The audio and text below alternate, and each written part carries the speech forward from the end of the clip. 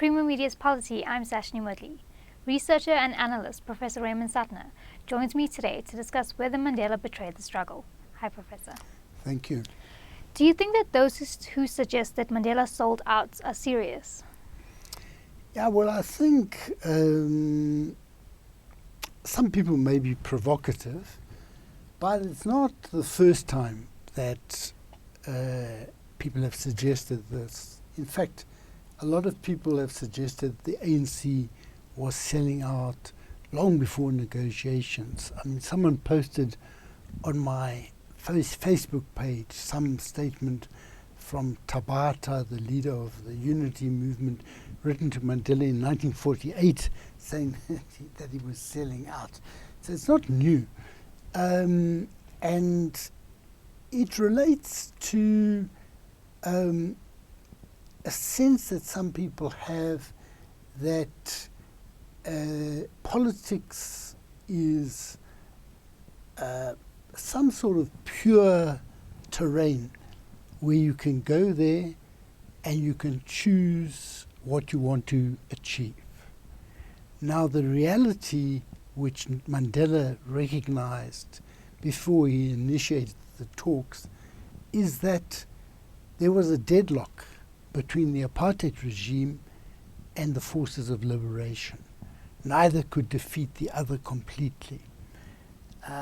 And in other words, there was not an open choice.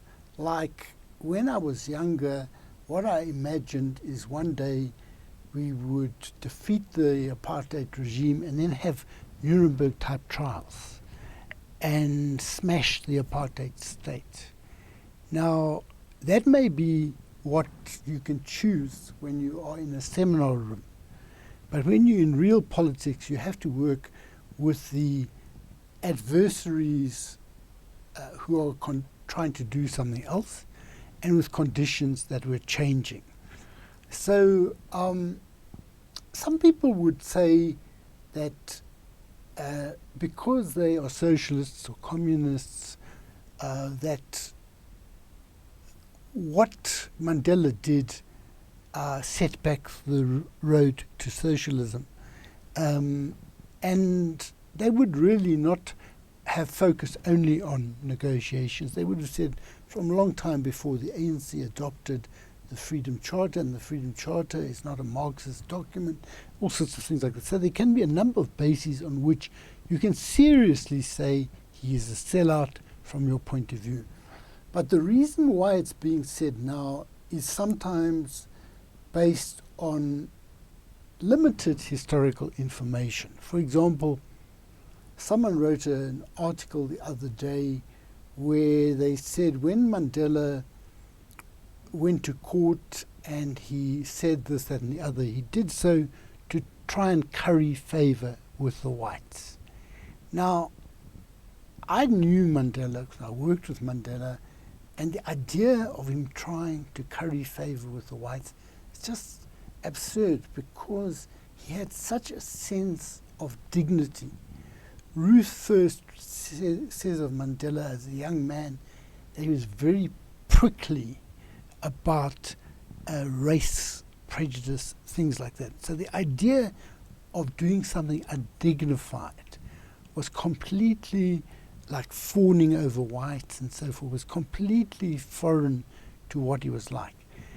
And I think people are not understanding that in revolutions, the famous playwright Brecht has Galileo say, sometimes the quickest way of moving from one point to another is a crooked line. In other words, to try and achieve your political goals in a revolution or even in other situations, sometimes you have to zigzag. You can't always go directly to your goal. So what I think is that people do seriously mean he sold out, but they don't always have information at their disposal. Last night I posted Mandela's speech at Codesa in 1991 when he attacked de Klerk, and he said, even from the leader of an immoral, illegitimate regime, we do expect some standards. Now, that's not the statement of a man who was trying to curry favor with the whites.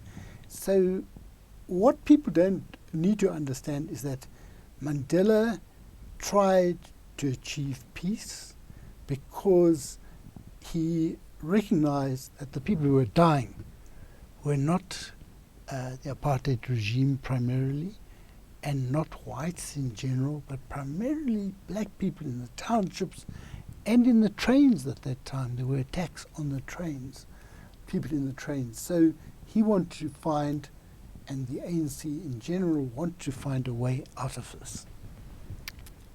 Do you think that what was achieved in the negotiations was the best possible result?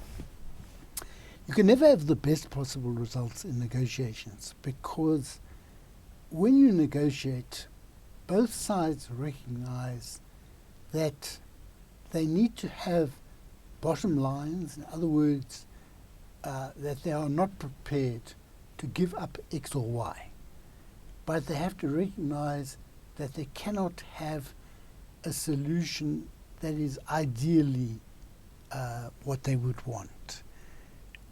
Because otherwise there wouldn't be a need to negotiate. The need to negotiate is that both sides have ideal visions of what they want to see happen, and there has to be a way of them agreeing to let go of some things in order to reach a settlement which provides sufficient for both sides to feel that they can work with the result.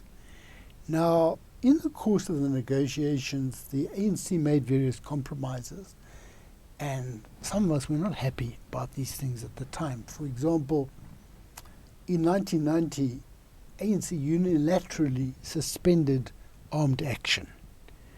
And the problem with the whole negotiation process is Mandela had been preparing for it, people outside had been preparing for it, but people in MK and people inside the country were not expecting this.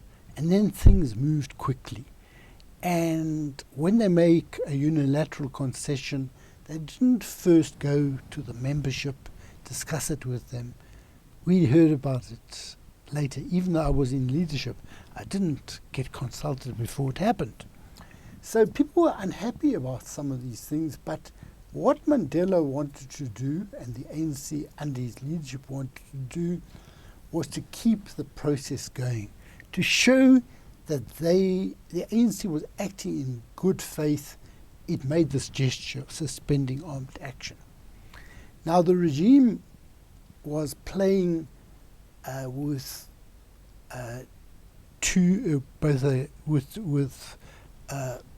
half truthfully and half untruthfully. They had the ANC unbanned, but at the same time the ANC was under attack by what we called a third force. But in fact, it was quite possible for de Klerk to stop that. So in this situation, the ANC wanted to move forward. And the regime was hoping that with these violent attacks on communities, the communities that were the base for the ANC, that they would weaken the ANC. And in a lot of situations, people actually end up supporting not who they actually support, but the people who will stop the bloodshed, who will stop the war. And the ANC was getting weakened in some ways by the terror that was practiced in Boipatong and a number of other places. So it was decided then to make a very decisive gesture, and that was the offer of a government of national unity. In other words, even if the ANC won 60-something% of the vote, which it did, it would not form a government on its own. It agreed in advance that for 5 years it would share power with any party that had more than 5% or whatever it is of the vote. So the IFP and the NP came into that government of national unity. Also, it recognized that white civil servants could actually sabotage the future democratic South Africa. It also recognized that many whites feared vengeance, and many of them were armed. So they wanted to do things that would reassure whites, which is not the same as fawn on whites, as some people say. And in order to reassure whites, they undertook that civil servants could stay in place for at least 5 years. So they didn't have the threat of these people all being kicked out. So I think with compromises, you never get exactly what you want. But the main goal was to secure peace. Some people say that Mandela chose, and the people of 1994 chose peace over justice. But you can't have justice if you don't have peace, so that they can't be set as opposites to one another. So in general, although I was not very enthusiastic about negotiations, many of us had thought that we'd smash the state and we wanted to fight it out and all of that. We didn't have actually a realistic idea of the strength of MK.